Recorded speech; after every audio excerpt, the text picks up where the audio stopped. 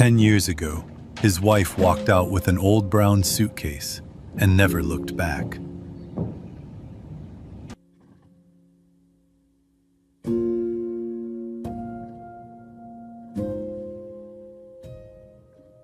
Until he opened the floorboard in the basement and found the same suitcase.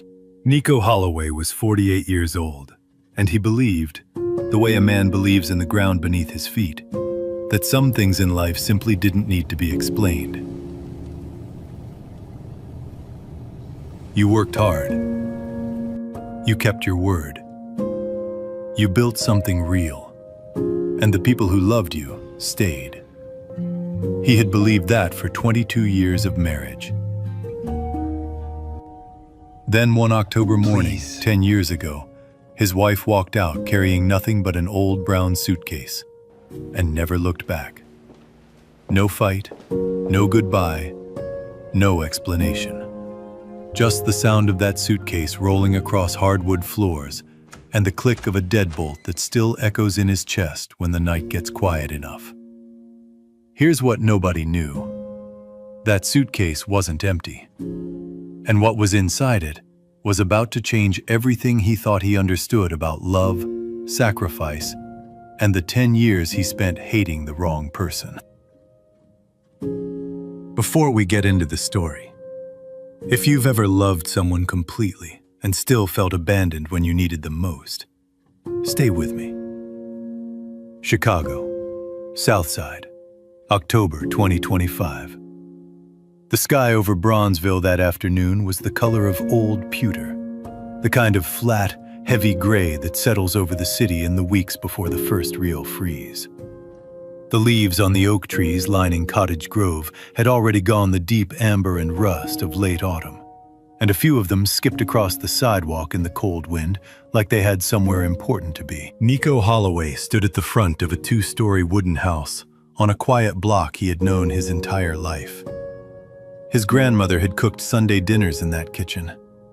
His grandfather had fixed the porch railing 3 times and left it slightly crooked all 3 times, which somehow made it feel more honest than if he'd gotten it right. The paint on the window frames was peeling now. The porch swing still hung at the same tired angle it had occupied since roughly the Eisenhower administration, and still creaked the exact same note when the wind pushed it. Nico had come to clear the house before the sale closed. His hand closed around the old key so tightly that the rusted teeth left their shape in his palm. 10 years ago, on this very day, Serena Holloway walked out of this door. He'd played it back 1,000 times in his mind.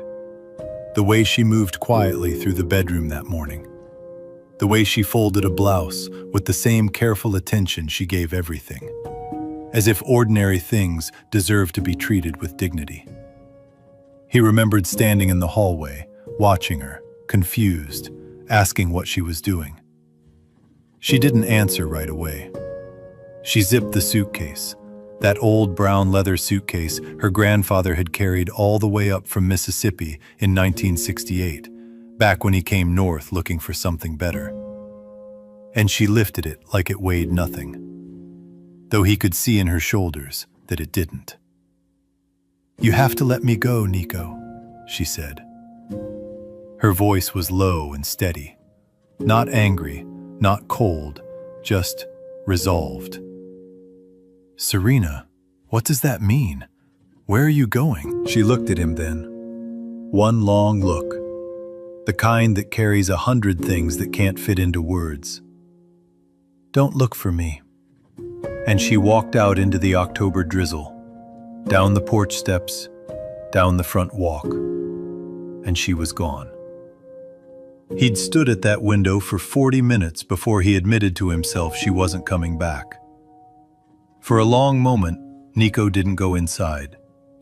He just stood on the porch, one hand on the door frame, listening to the neighborhood settle into early evening. Someone a few houses down was frying something. The warm smell of it drifted past and reminded him, painfully, of Serena's kitchen on a Sunday. A child on a bicycle wobbled past on the sidewalk, bundled up in a puffy orange coat, looking determined and slightly terrified. The porch swing creaked behind him. He breathed in. He breathed out. 10 years, he said quietly, to no one. And it still hurts like yesterday. He stepped inside. The floor groaned under his weight. Dust, old wood, cedar from the closet under the stairs. And underneath all of it, the ghost of Serena's perfume. Or maybe just memory doing what memory does. The walls were bare. He had torn down every photograph himself in a rage he was still ashamed of. The nail holes were still there, small, dark punctures in the plaster where the record of their family used to hang. He ran a finger along one without meaning to. He made his way to the basement stairs. The sale closed in 3 weeks. Clear everything, the attorney had said. He told himself this was just a job to get done. He pushed open the door. Downstairs, in the cold and the dark, something had been waiting for him for 10 years. Stay with me, because what Nico finds in that basement is going to rearrange everything he thought he knew about the worst day of his life. To understand what that basement held, you have to go back. Not to the day Serena left, but to the year before that. To the year that cracked Nico Holloway open and poured everything out. In 2014, Nico was 38 years old and running the best season Holloway Community Builders had ever seen. The company he'd spent a decade building from 3 guys and a used truck into a legitimate force on Chicago's South Side.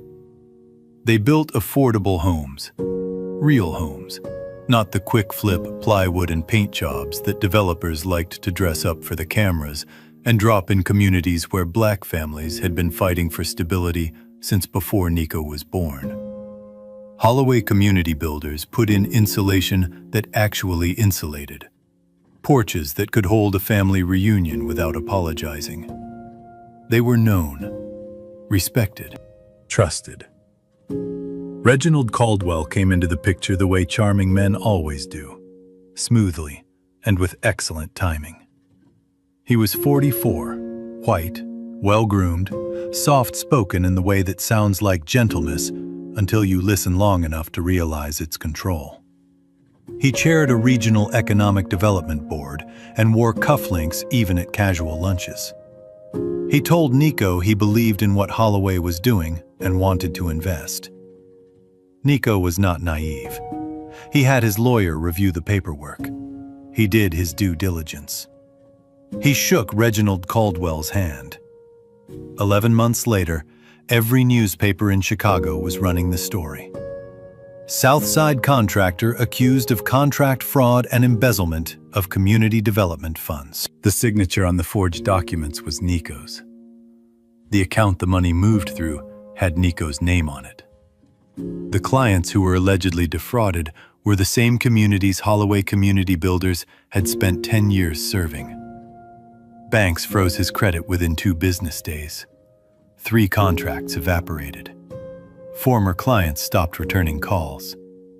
His accountant, a man Nico had gone to church with for 12 years, sat across from him at a Formica table and said quietly that he needed to distance himself from the association.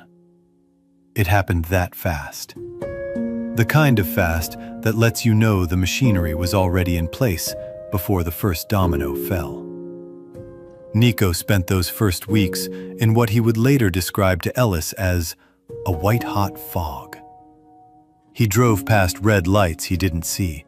At night, he tried to construct the logical sequence of events that led to this, and couldn't do it. Because there wasn't one that included a version of himself who had actually done what they were accusing him of. Serena worked late those months. She came home with files under her arm and the quiet of someone whose mind was somewhere else. He was too consumed with his own crisis to ask where. Then she was gone. And in the absence of the truth, which Nico did not have, His mind built its own version of the story. He had been working himself half to death, he told himself.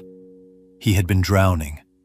And Serena, who was supposed to be his partner, his person, had looked at the water rising around him and decided she didn't want to go down with the ship.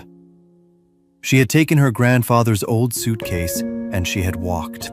Found something easier, probably. Someone who hadn't just had their name dragged through the Tribune. He didn't know if there was another man. He didn't look for one. The betrayal he decided on was cleaner in a way, and crueler. She had simply determined he was not worth staying for. He punched 2 holes in the living room wall the week she left. He is not proud of this. He patched them himself 6 months later, and you could still see the outlines if you knew where to look. Ali was 12. She came home from school one afternoon to find her father sitting at the kitchen table with his hands flat on the surface and his eyes somewhere very far away. And she asked, in the careful voice children use when they sense the ground isn't stable, "Daddy, where's Mama?" He told her Serena was gone, that she had chosen to leave, that they were going to be all right without her. He was half right at best. Ali was bullied at her middle school. Not violently, but with the precise, surgical cruelty that 12-year-olds can manufacture when they've got a story to work with. The girl whose mother abandoned her, whose father was in the news. She came home more quiet every month. Nico told her to hold her head up, that black girls had to be strong, that the world would not soften itself for her, and she'd better not expect it to. He thought he was preparing her. He was actually teaching her to grieve alone. Ellis Holloway, Nico's older brother, 52 now and still running the barbershop on East 75th that their uncle had opened in 1979, watched all of this from close enough to worry about. Ellis was not a man who talked around things. He had a way of saying true things in the middle of a haircut that somehow made them easier to hear, the same way that church mothers could say something devastating and follow it immediately with passing the collard greens.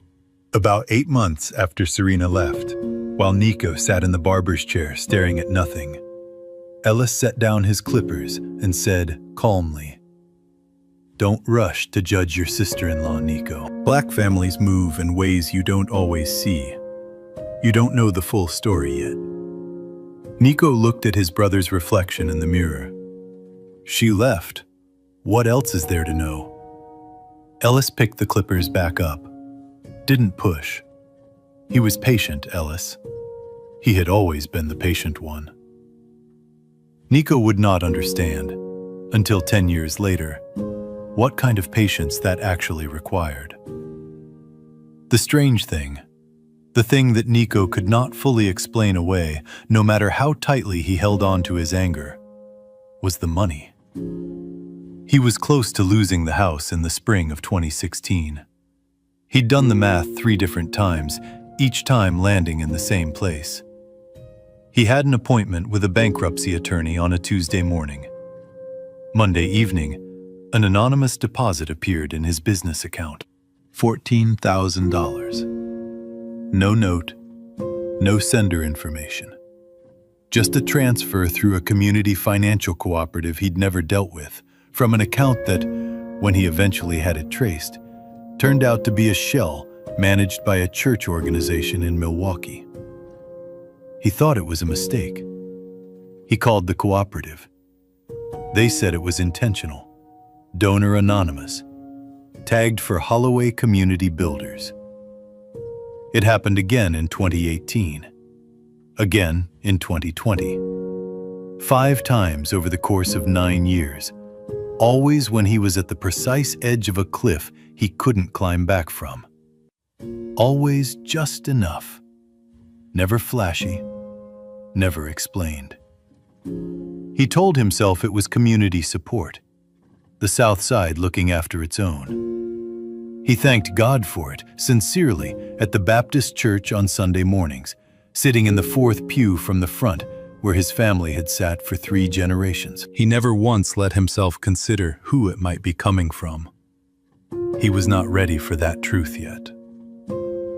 Now, standing at the top of the basement stairs in the old Bronzeville house, 10 years older and 1,000 pounds heavier, with things he thought he'd already processed, Nico pulled the cord on the single overhead bulb and started down. The basement was cold, in the way old Chicago basements get in October. The kind of cold that comes up through the concrete, through your shoes, and settles in your knees. He worked methodically, the way he always worked. Old paint cans along the west wall. A box of Christmas ornaments he didn't recognize and couldn't throw away. A folded tarp. A stack of his grandfather's woodworking magazines from 1971. He was moving toward the back corner when he noticed it. A floorboard. Slightly different from the others. Not by much, but enough. The grain ran a half-inch off from its neighbors. The nail heads were newer. Nico crouched down slowly.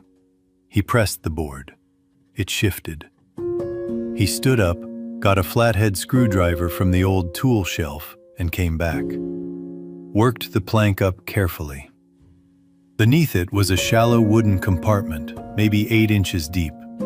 Clean, dry, lined with cedar to keep out moisture. And inside it was a suitcase. Brown leather, worn at the corners. A brass clasp that had been polished, recently, to a careful shine. His grandmother's. No, her grandfather's. The same suitcase. The one Serena had carried out the door 10 years ago in the October rain. Or one exactly like it. Nico's hands were not steady when he lifted it out. What's inside that suitcase is going to break Nico Holloway in the best and worst possible way. And once you hear it, you'll understand why some people love in silence long before they ever get the chance to explain themselves. Nico set the suitcase on the basement floor. His knees were already on the cold concrete. He couldn't remember kneeling down, but there he was. He stared at the brass clasp for a long moment. There was a part of him that did not want to open it. The part that had spent 10 years building a story that held together. Resentment is a strange kind of shelter, cold and low-ceilinged, but at least you know where the walls are. He opened the clasp. No clothes, no jewelry, no personal effects of any kind. Papers. Hundreds of pages of documents organized into labeled manila folders, still crisp despite 10 years in a cedar box. USB drives, 3 of them, each one labeled in Serena's neat, small handwriting. A stack of photographs, surveillance quality, printed on glossy paper, date-stamped. Audio transcripts, stapled and highlighted. A small digital recorder in a Ziploc bag. And on top of everything, set deliberately where anyone opening the suitcase would see it first. A handwritten letter. His name. His handwriting. No. Her handwriting. Writing his name the way she always had, with that slight lean to the capital N that he had always found beautiful and had never told her. He picked it up with hands that were, embarrassingly, shaking. Nico, I know what you've believed about me for 10 years. I know what you've told Ali. I know what you've told yourself. I need you to hear me now the way you couldn't hear me then, because I didn't have the words to give you. I only had the time to do the work. Reggie Caldwell framed you. Every document in this suitcase proves it. The contract forgeries, the redirected funds, the false witness statements. All of it traces back to him and the political machinery he controls. I had been building this case for 14 months before I left. I was close. I thought I could finish it before it came to a head. Then he found out. Nico, he called me. He told me that if I didn't stop, if I didn't disappear, Ali would have an accident. He said it the way men like him say things, quietly, with a smile underneath the words. Things happen to black children all the time, especially in neighborhoods like yours. It would be such a shame. I could not protect you and Ali from inside that house. I could only protect you from somewhere else. So I left. I am sorry I couldn't tell you. I am sorry for every night you spent angry at me. I am sorry for what it cost Ali. I carry all of that. I will carry it for the rest of my life. But I need you to know, I did not leave you. I never left you. I love you. I have loved you every single day of these 10 years. Everything in this suitcase will save you. Look at the documents first, then the USB drives. Then, when you're ready, watch the third one. I will always love you, Nico. Serena. He read it once, sat completely still. Then he read it again. The basement was very quiet. Outside, somewhere above him, the October wind moved through the oak trees on the block, and the porch swing creaked once, and then went still.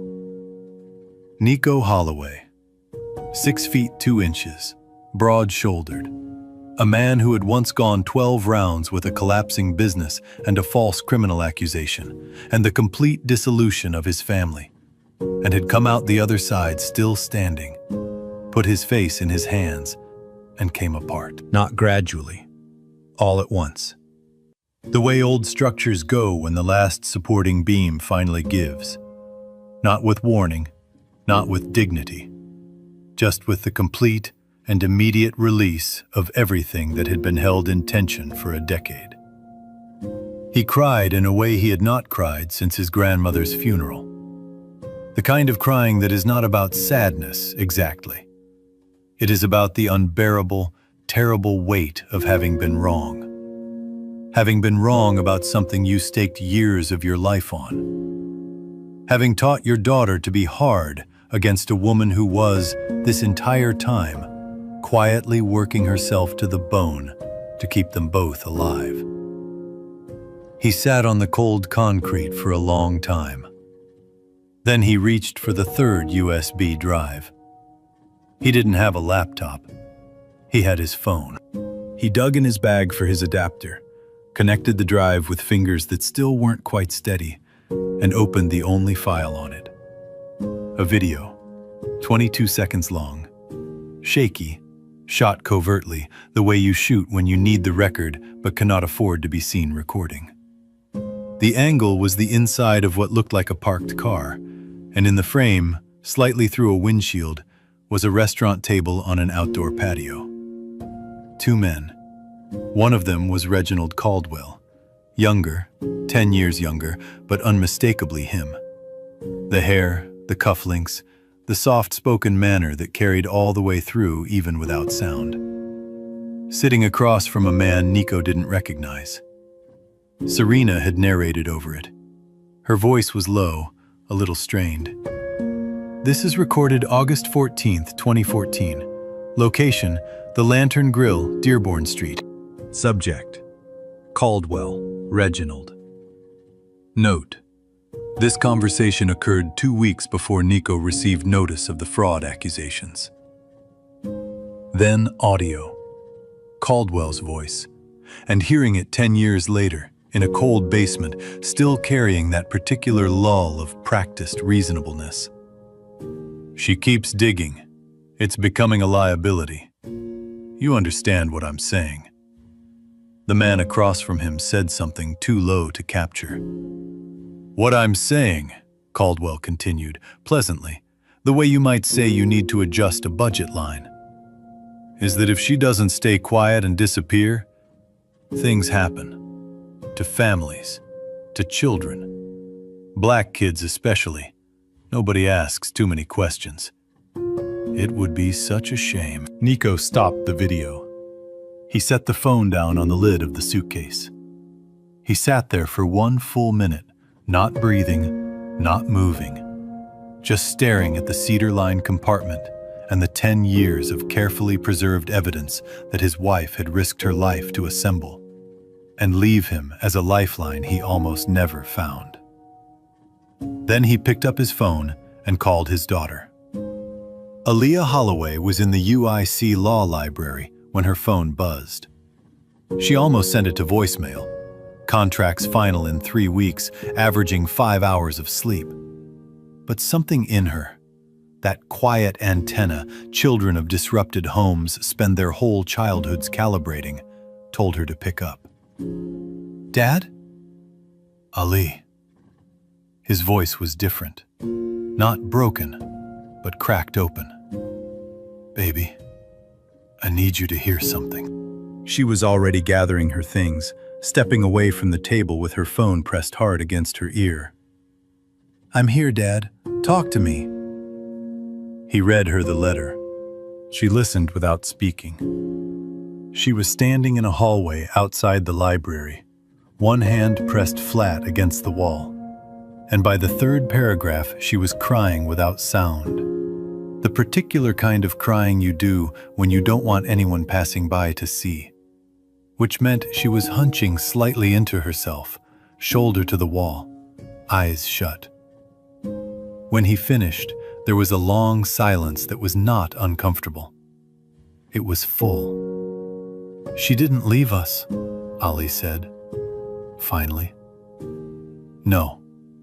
His voice broke cleanly on the word. "She didn't." Dad, she was protecting us. This whole time." "I know." "All those years She stopped. "The things I said about her. The things I thought about her." "I know, baby. I put those things in you. That's on me." They both cried on the phone together, a father and his daughter, separated by 30 miles of city and a decade of wrong understanding. And it was one of the most honest conversations they had ever had.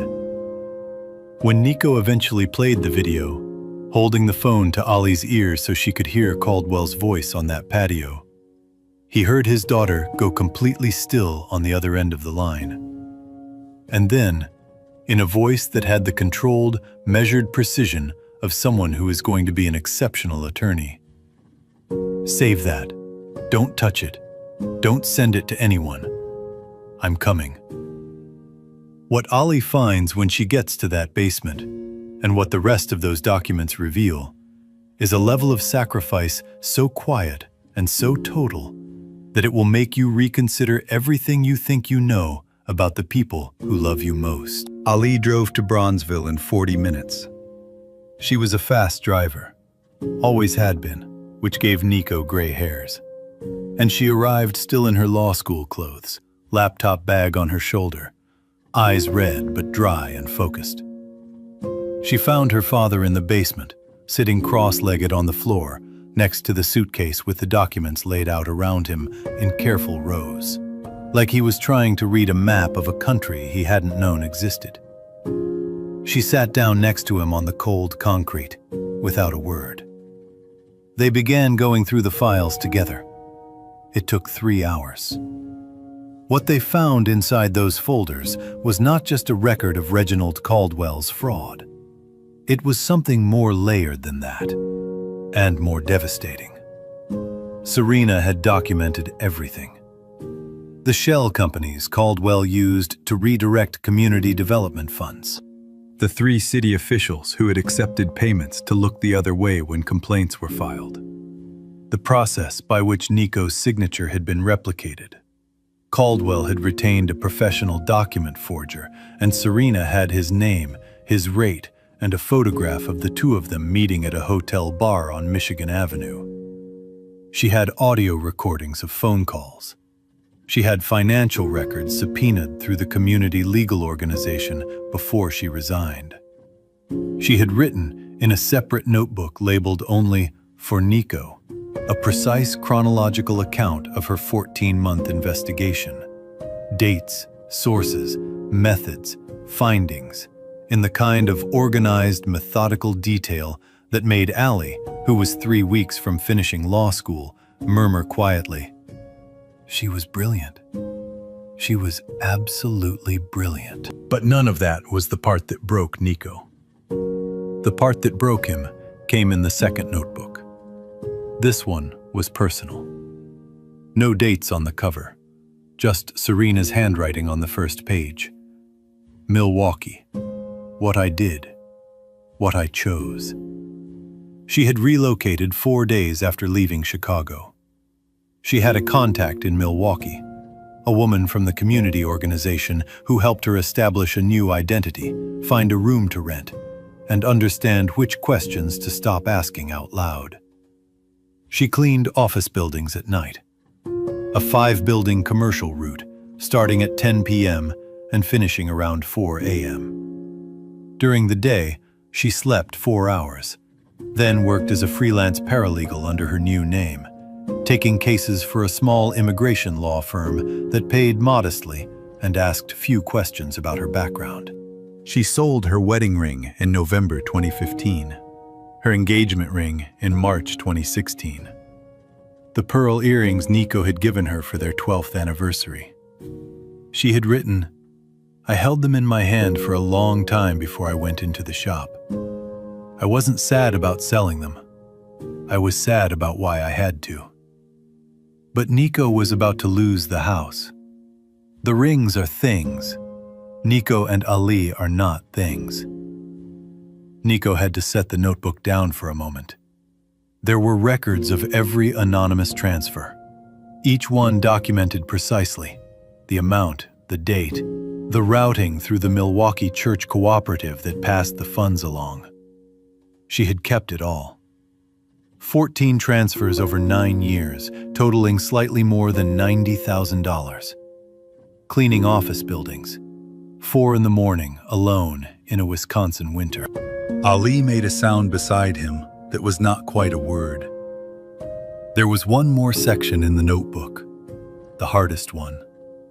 Serena had written it under the heading, Ali, what I couldn't fix. She had known that Nico would tell Ali she was gone. She had known, with the precision of a woman who loved her daughter completely and understood her husband's pain well enough to predict its edges, that he would tell Ali in the worst possible way.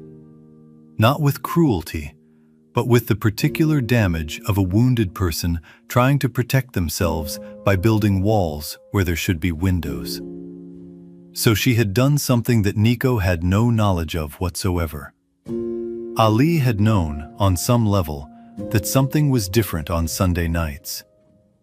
Every Sunday night, between the ages of 12 and 18, a voicemail appeared on her phone.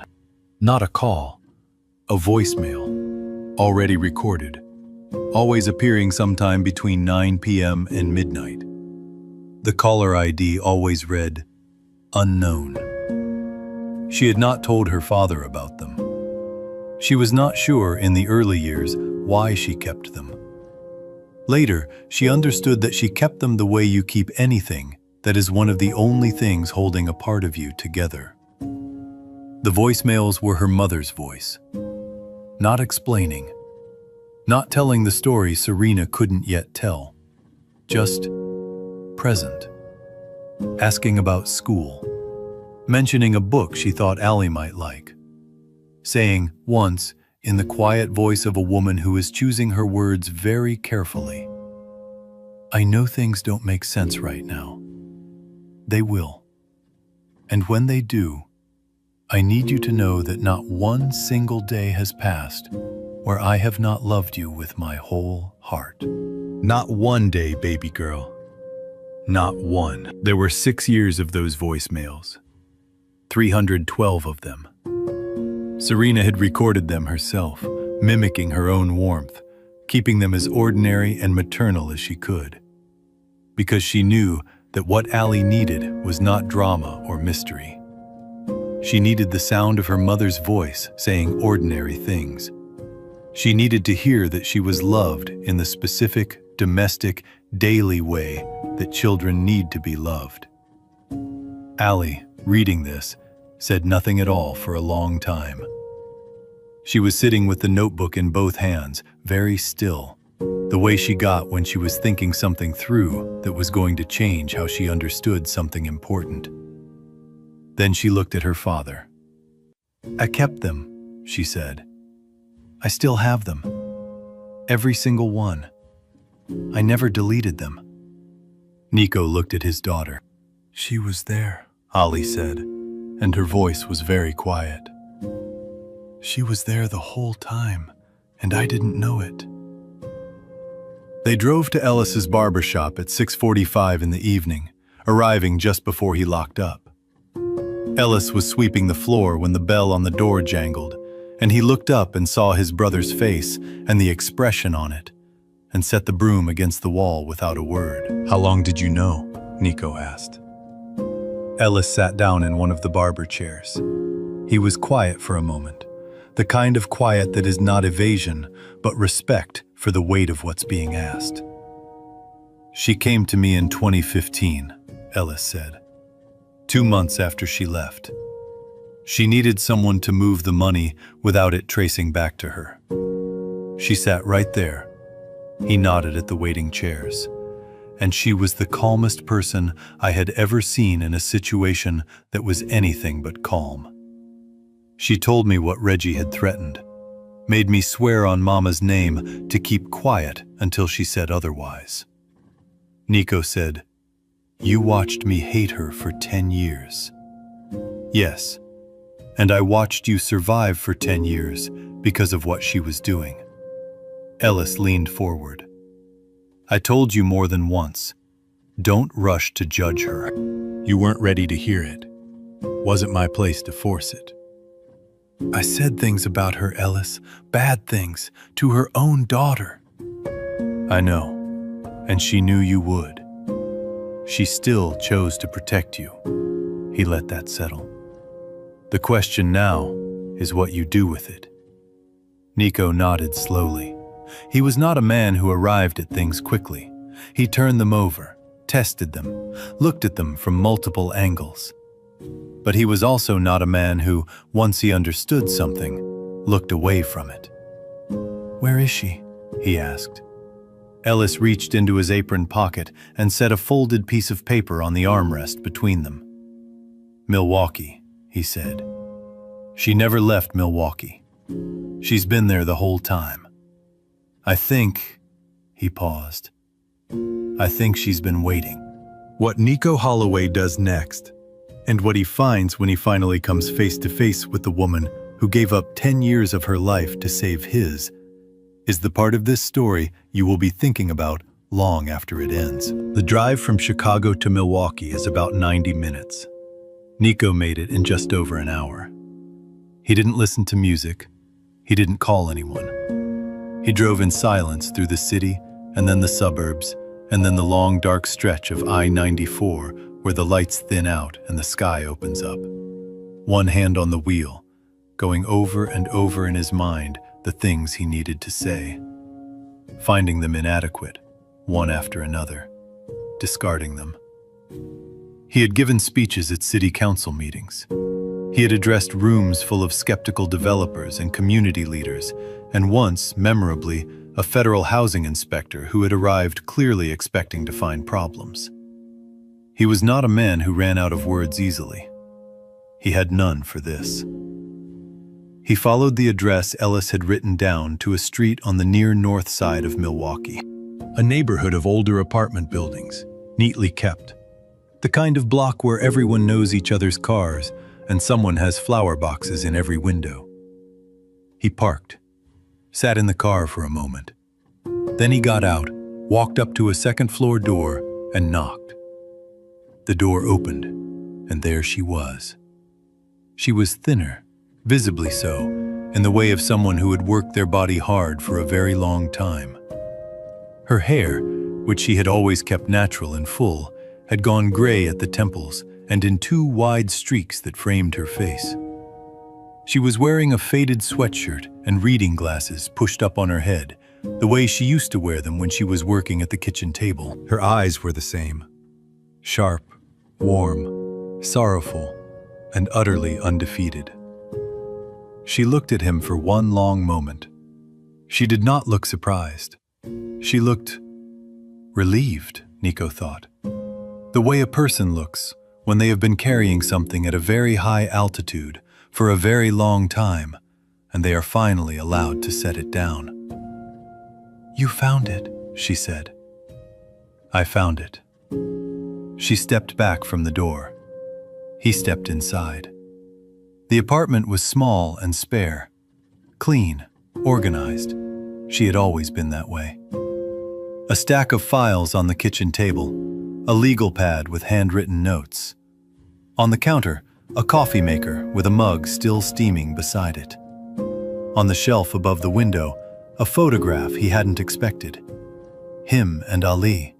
The summer Ali was 16, both of them laughing at something off camera.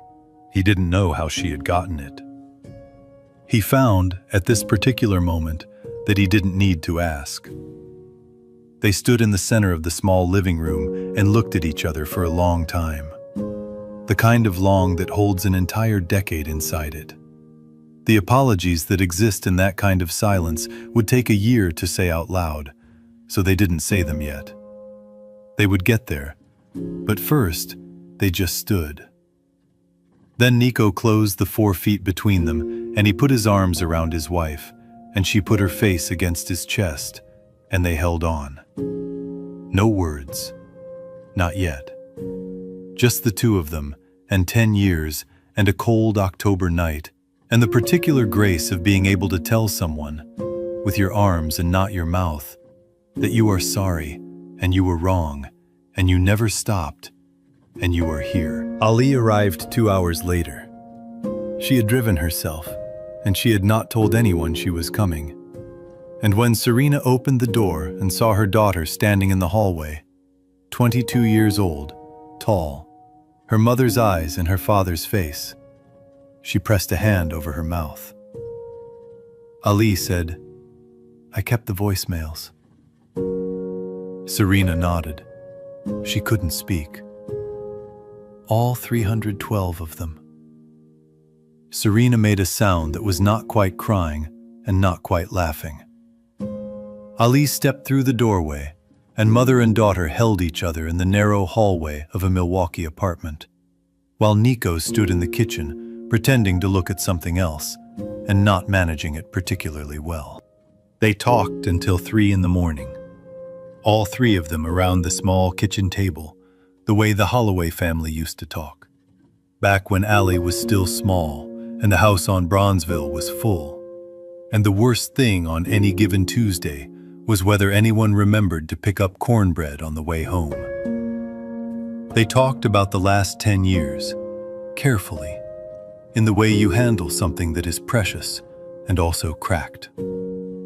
They talked about what came next, because something very much needed to come next. The reason Serena's hands were still steady, but her eyes carried something watchful, was explained in the last folder inside the suitcase. The one she had dated 8 months prior. Reginald Caldwell was no longer just a corrupt investor. He was now a regional board chairman, newly appointed, with oversight authority over a set of economic development committees that touched nearly every Black-owned business development initiative on Chicago's South Side. He had spent the decade that Nico spent rebuilding, quietly consolidating. He was pushing legislation that would restructure zoning regulations in ways that would, effectively, make it nearly impossible for community-focused builders like Holloway Community Builders to compete for contracts. He had not stopped. He had simply moved to a higher floor. And Serena had been watching. She had continued gathering evidence, newer evidence, more recent, connecting his current activities to the same network of shell financing and political favoritism. She had been anonymously leaking pieces of it to journalists, to advocacy organizations, to anyone who might use it. She was careful. She was strategic. But 3 months ago, the anonymous messages had started. They came to her burner phone. No source, no signature. Just short, direct, and unmistakable in their intent. Stop, or we finish what we started in 2014. Then, 2 weeks after that, your daughter is very busy at UIC. Law school suits her. Serena had not panicked.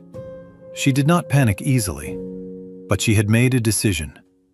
She had left the QR code in the suitcase, pointed him here, and waited. She was not going to fight this next round alone. "How much new evidence do you have?" Ali asked. She had the legal pad in front of her, and she was already writing. "Enough," Serena said. "I've been building it for 8 months." Ali looked at her father. Nico looked at his wife. Something passed between all three of them. Not a word, not a gesture. Just the quiet, aligned click of a family that has found each other again and remembered what they are capable of when they stand together. "Then we finish it," Nico said. When the Holloway family walks into that public board meeting together, with 10 years of evidence, a law student, and nothing left to lose, what happens next is the quiet justice this story has been building toward from the very first page. The Community Economic Development Board meeting on the second Thursday of January 2026 was supposed to be routine. Quarterly review of zoning proposals, standard agenda. A room half filled with developers, city liaisons, and a handful of community advocates who showed up to every meeting because they understood that the rooms that look like nothing is happening are often the rooms where everything is decided. Reginald Caldwell sat at the chairman's table in a dark suit, his cufflinks catching the fluorescent light, working through his agenda with the pleasant efficiency of a man who had never believed that the past could catch up to someone as careful as he had been. He was on item 7 when Nico Holloway walked through the back doors. Ali came in right behind him, laptop bag on her shoulder, a USB drive already in her hand. Serena was last. She wore a simple gray blazer and her hair loose around her shoulders. The first time in 10 years she had walked into a room without thinking about who might recognize her. Caldwell looked up when they entered. He did not visibly react. He was very good at not visibly reacting. But the hand on his water glass went still. Nico walked to the public comment microphone at the front of the room and said quietly to the chair, "I'd like to request 3 minutes under public comment, please." The chair, who did not know what was coming, nodded. Nico placed a 2-page summary document on the podium. He looked up at the room, at Caldwell, at the community members and advocates and city liaisons who were now paying attention because something in his stillness commanded it. "My name is Nico Holloway." He locked eyes with Reginald Caldwell across the room.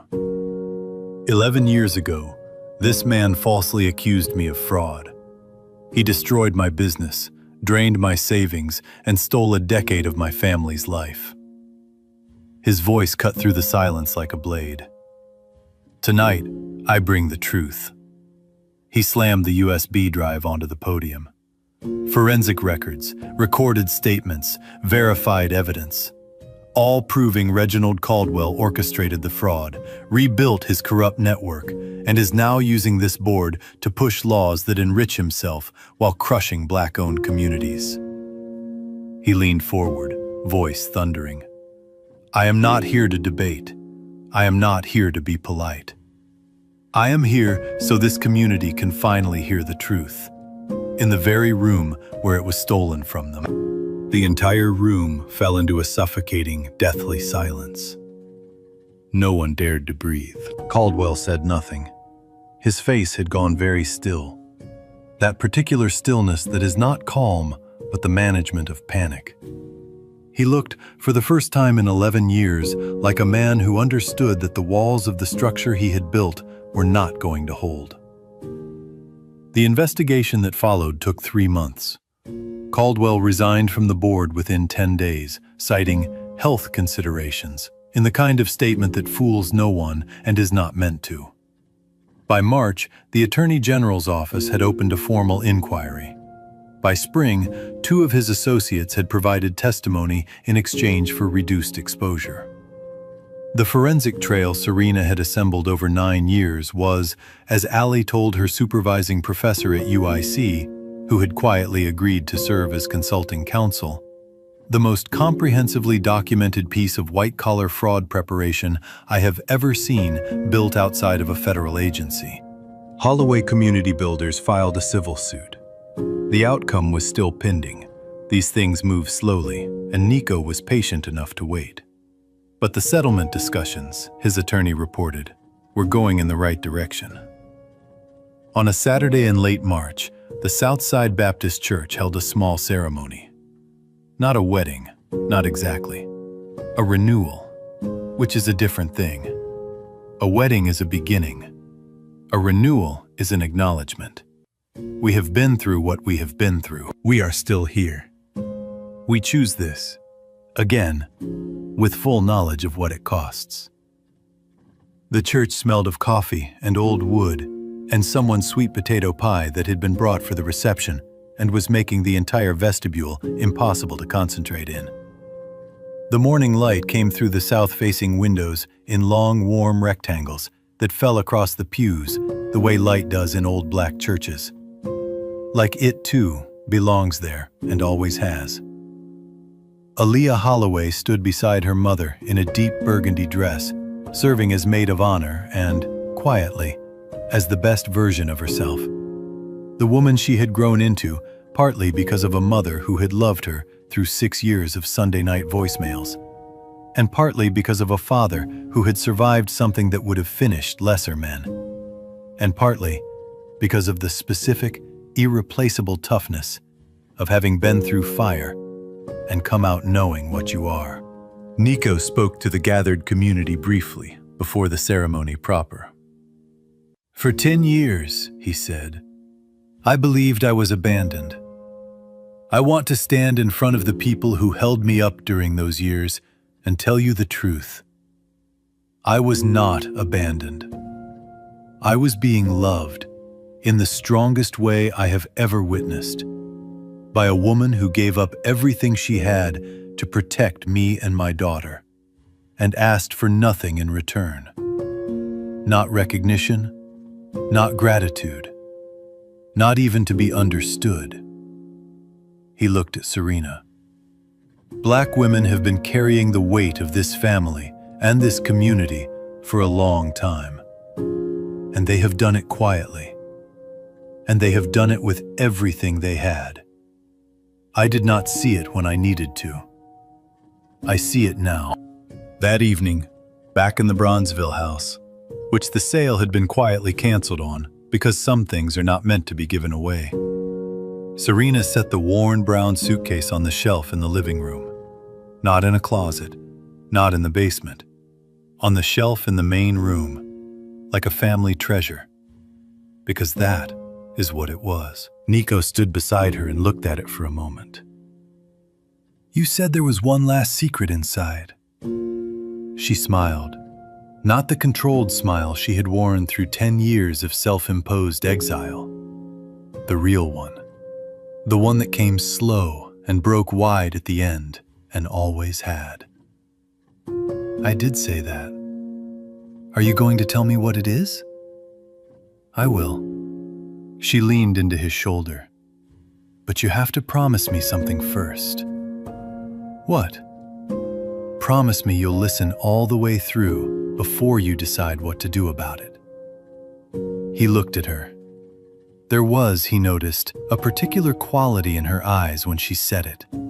Not worry exactly. Something more like anticipation. Like a woman who has been holding a story for a very long time and is ready, finally, for the next chapter to begin. Outside, the porch swing moved in the March wind. The oak trees on the block were starting, barely, to bud. His phone sat on the side table. At some point in the last hour, a new message had arrived. No contact attached, no source. Just 7 words. It's not over yet. Tell her I know. Nico looked at the message, looked at Serena, She had not seen it yet. He closed his hand around the phone. He would tell her. Tonight, probably, once the guests had gone and Ali had driven back to her apartment and the house settled into its old, familiar quiet. He would tell her, and they would figure out together what came next. Because that was what they did now. That was what they had agreed to, again, in front of everyone who mattered. What he knew, what he was sure of, in the way he was now sure of very few things, was that whatever came next, he was not facing it in the wrong direction anymore. Not building walls where he should be building windows.